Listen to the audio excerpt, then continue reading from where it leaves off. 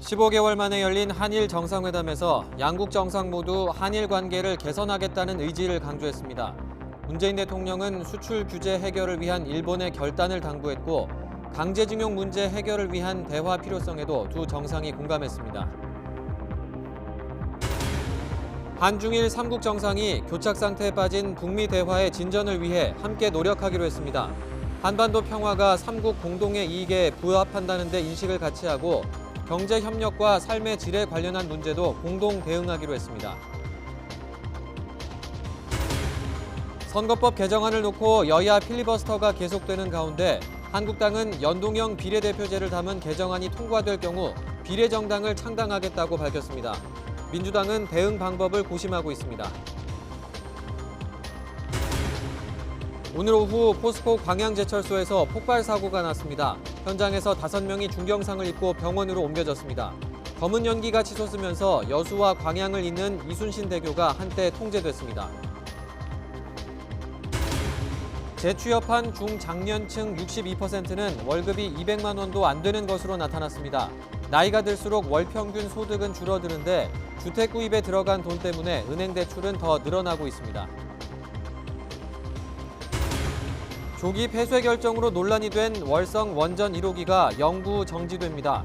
하지만 감사원 감사에서 조기 폐쇄 결정에 문제가 있다는 결론이 나올 경우 논란이 재개될 전망입니다. 네, 뉴스큐 이어갑니다. 한중일 정상회의에 참석하기 위해서 중국을 방문한 문재인 대통령이 오늘 15개월 만에 아베 일본 총리와 정상회담을 했습니다. 문 대통령은 일본의 수출 규제 조치가 7월 이전 수준으로 회복돼야 한다고 강조했고 아베 총리는 대화를 통해 문제를 풀어나가자고 밝혔습니다. 취재기자 연결하겠습니다. 김영수 기자. 네, 정치부입니다. 네, 회담 결과에 대한 고민정 청와대 대변인의 설명이 있었는데 그 내용을 좀 전해주시죠.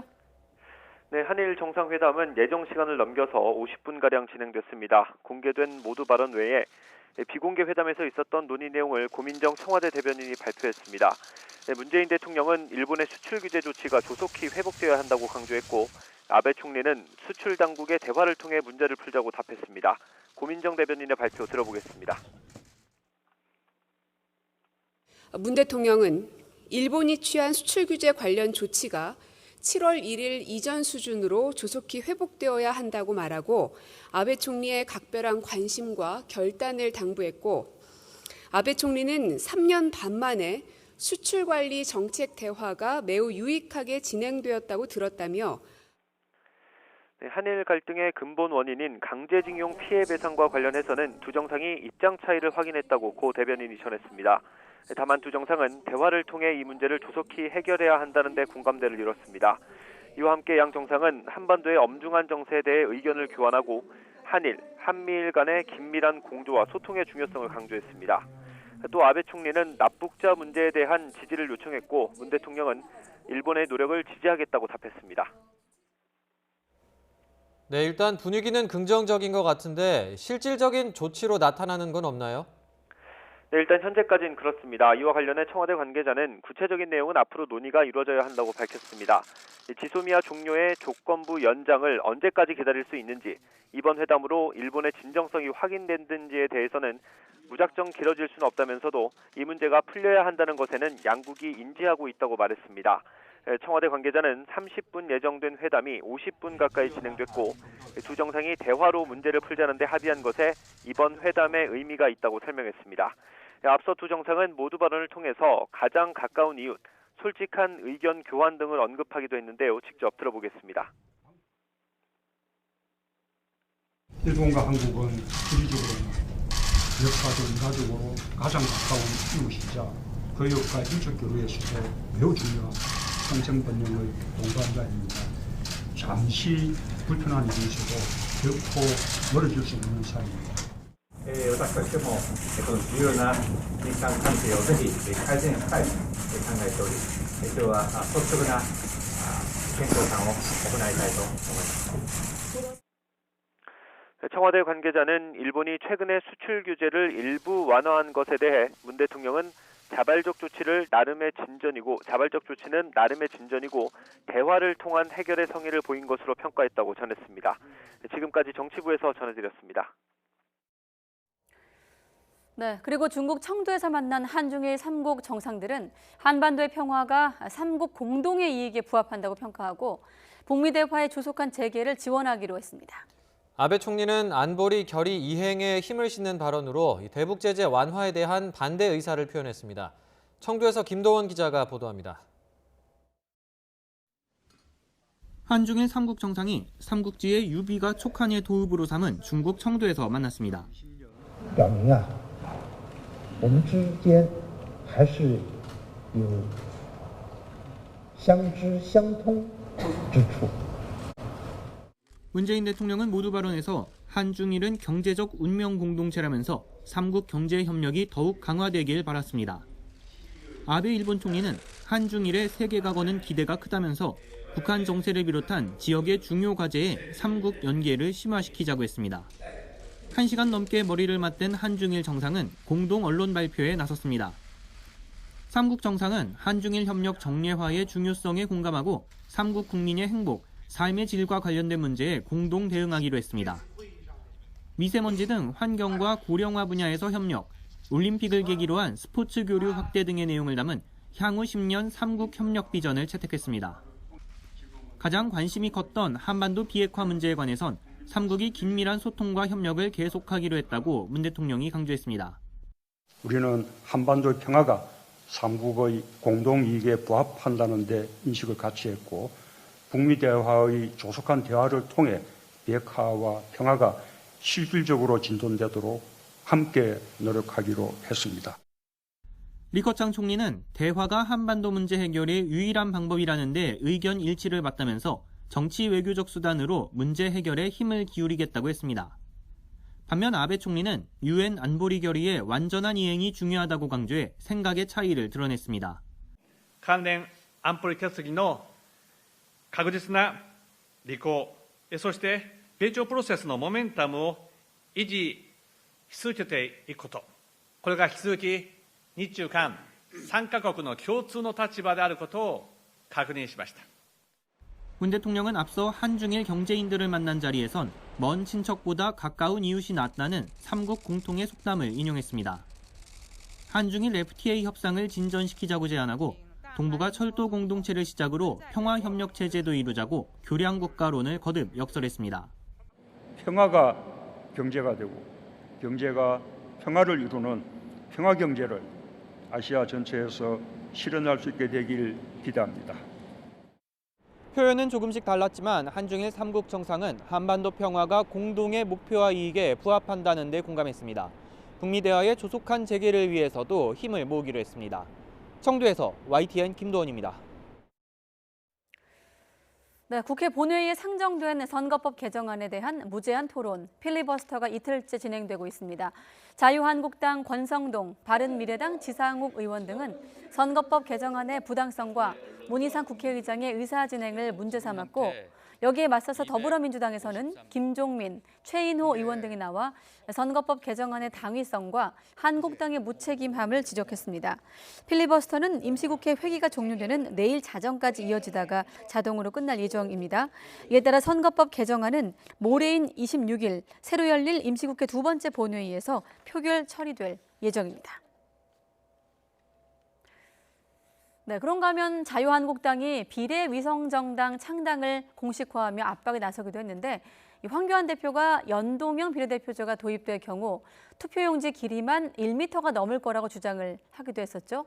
비례대표 의석을 받기 위해서 득표율 3%를 노리는 정당이 우후죽순 생겨날 거란 논리인데 어디까지가 사실인지 한번 따져봤습니다. 최기성 기자가 취재했습니다.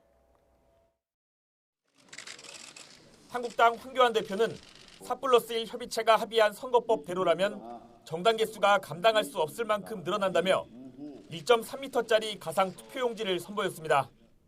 비례정당들이 우후죽순처럼 생겨날 것입니다. 총선 전까지 예상키는 100개 정당이 넘을 수도 있다는 전망이 나오고 있습니다. 황 대표 말대로 정당이 많아져도 한 장으로 출력하는 건 사실인데 실현 가능성을 한번 살펴보겠습니다. 12월 24일 기준으로 선관위에 등록된 정당 34곳 가운데 낯익은 정당도 있지만 아닌 곳이 더 많습니다. 한국당 전신인 새누리당이나 한나라당 명칭을 그대로 쓰는가 하면 기독당이나 그린불교 연합당처럼 대놓고 종교 성향을 드러낸 이름도 보입니다. 창당 준비위원회를 꾸린 16곳 중에도 대한신당이나 새로운 보수당처럼 알려진 정당도 있지만 1월 5일 새로운 보수당 창당합니다. 1월 5일 두시고요. 각 지방의 시도당은 연내 창당하는 것을 원칙으로. 행나라당이나 부정부패 척결당, 한민족 사명당 등 낯선 이름이 대부분입니다. 창당 준비위를 꾸렸다고 해도 선거로 가는 길은 쉽지 않습니다. 정당 등록을 하려면 6개월 안에 당원 5,000명 이상을 모아야 하고 지역구나 비례대표 후보자로 출마하려면 후보 한 명당 1,000만 원 이상 기탁금을 내야 합니다. 조건을 충족해 총선에 나선다 해도 봉쇄 조항인 3% 득표율을 뚫어야 합니다. 20대 총선 당시 비례대표 선거 유효 투표수 2,370만 표를 기준으로 보면 약 71만 표 이상을 얻어야 비례대표 의석을 받을 수 있는 겁니다. 지난 18대 총선 때 친박연대가 득표율 13%로 비례 8석을 얻으며 선전했지만 당시 여당이었던 새누리당과 뿌리가 같아 신생 정당으로 분류하긴 어렵습니다. 이렇다 보니 봉쇄 조항 3%도 높다는 볼멘 소리도 나옵니다. 하지만 정당 난립을 막기 위한 최소한의 안전장치라는 현실적인 반론이 더 힘을 얻고 있습니다. YTN 최기성입니다. 포스코 광양 제철소에서 폭발 사고가 발생해 5명이 중경상을 입었습니다. 폐열 발전기를 시험 가동하다가 발생한 사고인데 그 여파로 부근의 이순신대교의 차량 운행이 한때 통제가 되기도 했습니다. 이상순 기자가 취재했습니다. 강력한 폭발음과 함께 시커먼 연기가 치솟아오릅니다. 폭발은 불꽃과 함께 3차례 이상 이어졌습니다. 업무를 보고 있는데 갑자기 펑 소리 나가지고 보니까 연기가 나는데 그 뒤로도 폭발음이 2-3번 더 났어요. 수 킬로미터 떨어진 여수공항 부근에서도 느껴질 정도로 강력한 폭발이었습니다. 갑자기 땅이 울리더라고요. 여기서 이순신 대교가 보이거든요. 그 뒤쪽에 딱 뛰쳐나가 보니까 연기가 올라오고 있어요. 하얀 연기가. 그래가지고 그 터졌을 때 진짜 건물이 흔들렸어요. 이 사고로 5명이 다쳤는데 1명은 중상입니다. 또 안전을 위해 광양과 여수를 잇는 이순신대교가 10분 정도 통제됐습니다. 사고는 폐열 발전 설비를 시험하다가 난 것으로 알려졌습니다. 소방당국은 유류탱크의 배관에 열이 쌓이면서 폭발한 것으로 보고 있습니다.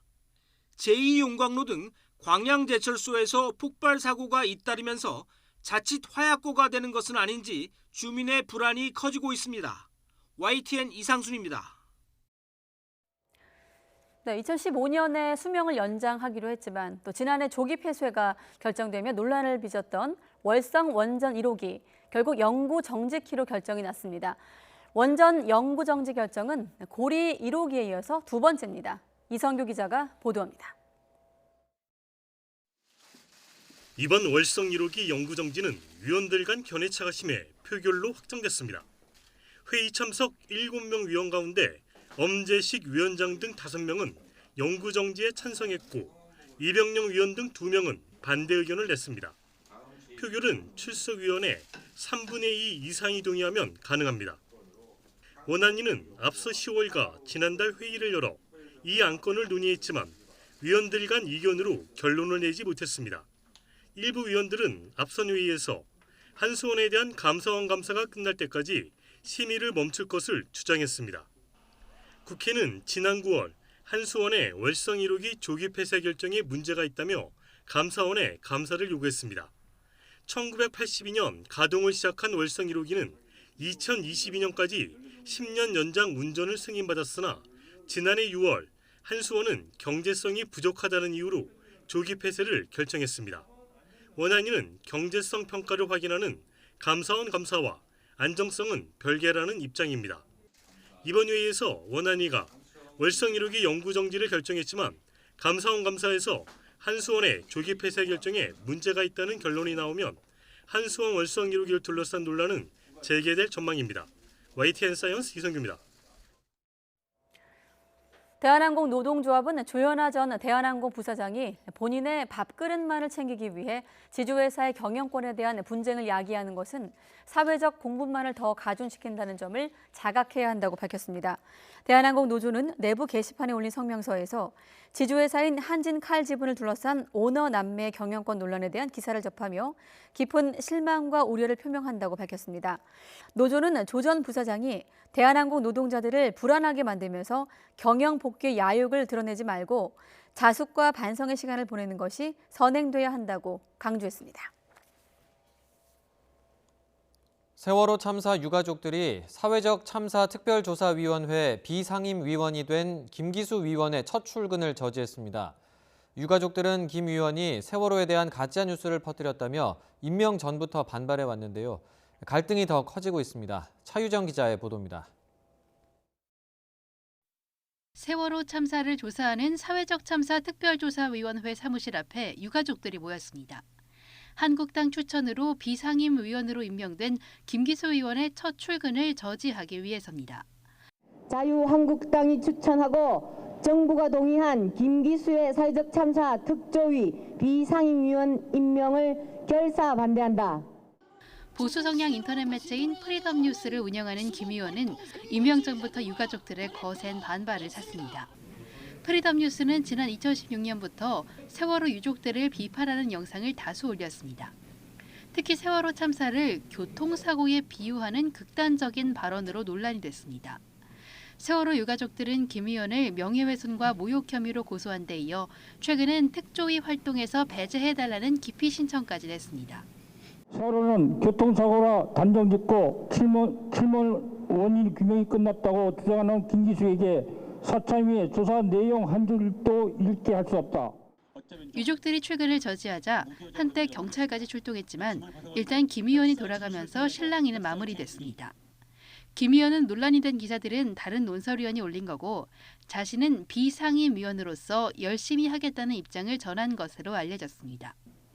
1년간 활동하게 되는 김 의원은 참사 관련 조사 정보나 참고 자료를 공유받을 수 있게 됩니다. 특조위는 오늘 31일 전원위원회를 열어 유가족들의 기피 신청을 정식 안건으로 다룰 예정입니다. YTN 차유정입니다. 중장년층이 재취업한 경우 10명 가운데 6명꼴로 한 달에 200만 원도 채 못 버는 것으로 나타났습니다. 소득 사정은 좋지 않은데 집 사는 데 돈이 많이 들어가서 은행 빚은 더 늘었습니다. 김평정 기자입니다. 40에서 64살 중장년층은 대부분 가족 부양에 책임이 있습니다.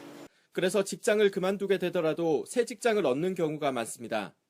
그런데 지난해 일자리를 다시 얻은 중장년층 임금 근로자 81만 9천 명에서 63% 가까이는 월 평균 임금이 200만 원이 채 안 됐습니다.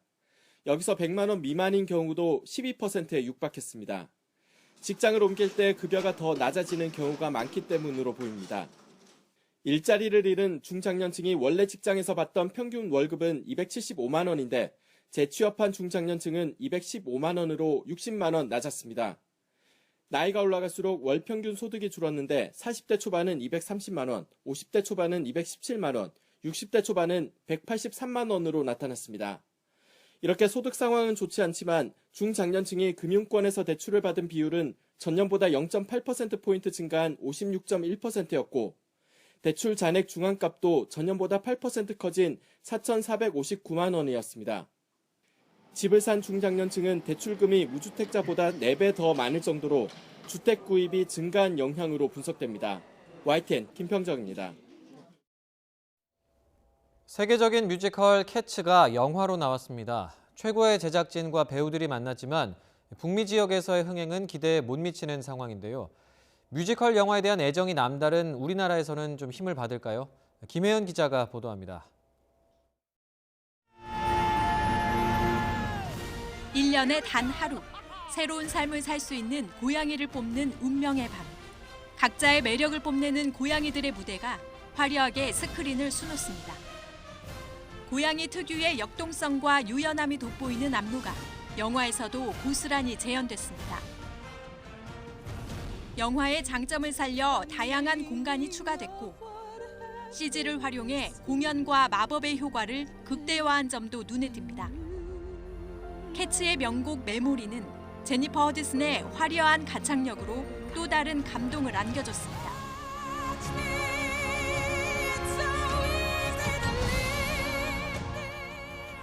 뮤지컬 배우이자 가수인 옥주연이 전 세계에서 유일하게 커버곡으로 불러 화제가 되기도 했습니다. 많은 걸 담아서 표현할 수 있는 시기가 되었을 때 이 곡이 저에게 기회가 되어줘서 정말 감사하다는 생각을 많이 했습니다.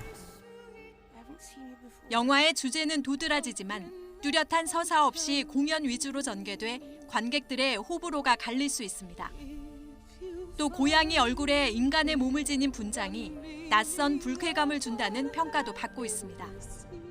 Because it's breaking new ground, it's something that the audience are going to be hopefully surprised by and entertained by and go on the magical journey with. 개봉 첫 주말 북미에서는 650만 달러 매출로 4위에 머물러 좋지 않은 출발을 알렸습니다. 하지만 레미제라블이나 라라랜드 등 연말 뮤지컬 영화에 대한 애정을 보여온 우리나라에서는 개봉 초 예매율이 높아 기대감을 모으고 있습니다. YTN 김혜은입니다. 네, 오늘도 그랬지만 내일도 뿌연 공기 속에서 이른바 그레이 크리스마스가 예고되어 있는데요. 그래도 성탄절 분위기는 곳곳에서 느껴집니다. 네, 깜찍한 꼬마 산타들, 이웃을 생각하는 마음은 어른보다 더 큽니다. 산타 할아버지 존재를 믿는 아이들에게 선물은 필수겠죠. 장난감 매장은 역시나 붐비고 있고 굴뚝이 아니라 산을 타는 산타들도 등장했습니다. 그런가 하면 위안부 할머니들을 기억하자며 성탄 구유를 만든 대학생들도 눈에 띄는데요. 사람의 체온은 넘기자며 사랑의 온도탑은 조금씩이라도 상승 중입니다. 최근에 한반도 긴장 상황 때문에 성탄절 선물의 의미가 조금은 다르게 쓰이고 있습니다만은 여러분은 선물 같은 성탄절 보내시기 바랍니다. 뉴스 큐레이터였습니다.